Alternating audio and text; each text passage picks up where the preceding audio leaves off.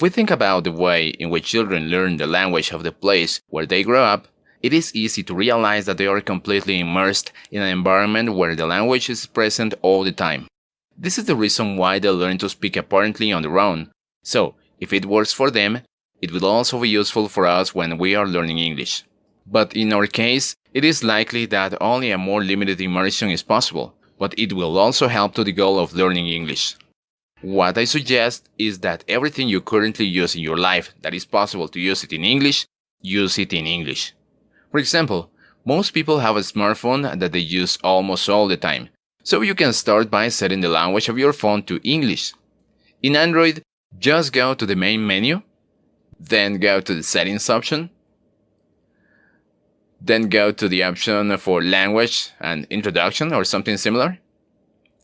Now to the language option, and finally choose English United States.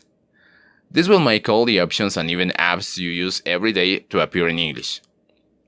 At first, you may find it a little difficult, but in a matter of days, you will have memorized many of the words just by looking at the menus and using the apps on your phone. Another thing you can do is, if you have a computer, start replacing all the software programs with English versions, or sometimes many of these programs have an option to change the language in the settings of the same software. Now think about all the services you use on the internet or on your phone and change all those services to the English language.